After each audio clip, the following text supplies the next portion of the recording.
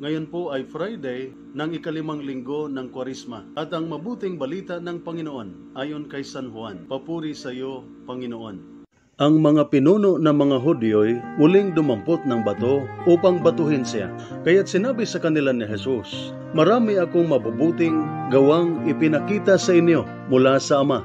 Alin ba sa mga ito ang dahilan at ako'y inyong babatuhin?"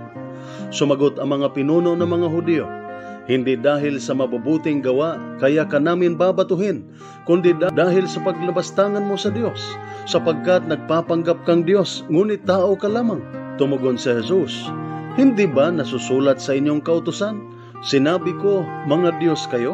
Mga Diyos ang tawag ng kautusan sa mga pinagkatiwalaan ng salita ng Diyos, at hindi maaring pawalang bisa ang sinasabi ng kasulatan.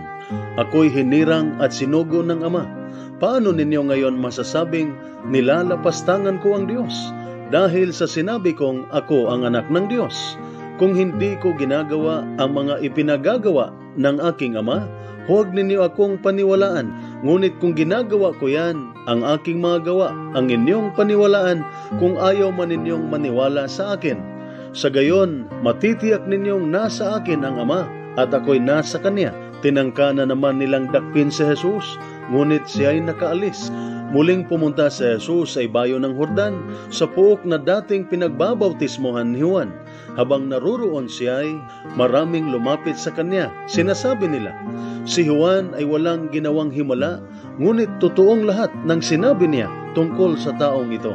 At dooy maraming nanalig kay Jesus. Ang mabuting balita ng ating Panginoon. Pinupuri ka namin, Panginoong Hesukristo. Paano po ba natin masusukat ang kredibilidad ng isang tao? Sa kanyang salita o sa kanyang gawa? Sa mabuting balita, sinabi ni Jesus sa mga Hudyo, "Hindi kayo dapat maniwala sa akin kung hindi ko ginagawa ang iniutos ng aking Ama." Alam ng ating Panginoon na hindi sapat ang kanyang mga salita kung walang kasamang gawa, na ang kasabihang action speaks louder than words ay tugma sa sinasabi ng mabuting balita. Sinabi ni Jesus, "Kahit hindi ninyo ako paniniwalaan ninyo ang ginagawa ko upang makikita ninyo ang Ama ay nasa akin at ako ay nasa Kanya." Na ang ginagawa ni Jesus ay para sa Diyos. Ginagawa niya ang ginagawa ng Ama. Nagmumula sa Ama ang kanyang kapangyarihan at ang lahat ng kanyang sinasabi at ginagawa.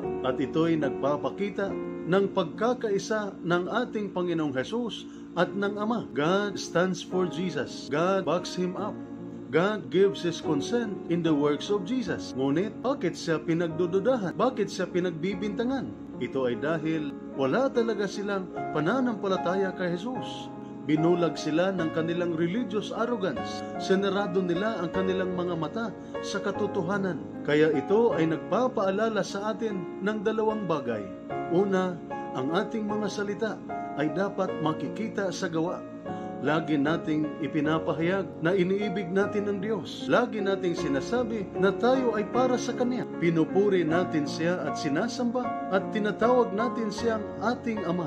Ngayon patunayan natin ang ating mga salita sa pamamagitan ng ating gawa. Let us now back our words with our works. Ipakita natin ang ating mga salita sa ating mga ginagawa. Ikalawa, laging nasa atin ang Diyos. Lagi niya tayong protektahan at ipagtanggol. Lagi niya tayong samahan at hindi niya tayo bibiguin. Lagi siyang kapiling natin upang tayo ay iligtas. Nitong panahon ng Kwaresma, pinapaalalahanan tayo kung papaano ang Diyos totoo at tapat sa kanyang mga salita at pangako, kapiling natin at ibinigay ang kanyang buhay para sa ating kaligtasan. Ang kanyang kamatayan sa krus ay nagpapahayag ng kanyang dakilang pag-ibig sa atin.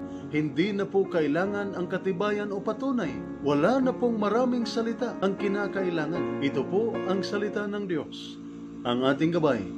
Let us pray. Lord God, Almighty Father, Creator of mankind and author of peace, those who take refuge in you will be glad and forever will shout for joy. Protect our soldiers as they discharge their duties. Protect them with the shield of your strength and keep them safe from all evil and harm. Grant them courage and hope. May they ever experience your firm support gentle love, and compassionate healing. Be their constant companion and their refuge in every adversity. Be their power and protector, leading them from darkness to light. May the power of your love enable them to return home in safety, that with all those who love and care for them, they may ever rejoice and praise you for your loving care. We ask this through Christ our Lord. Amen. Mary, Queen of Peace, pray for us. Saint Michael the Archangel, pray for us. Saint Ignatius of Loyola, pray for us. At sumainyo at sa inyong pamilya ang pagpapala ng makapangyarihang Diyos, Ama, Anak at Espiritu Santo. Amen.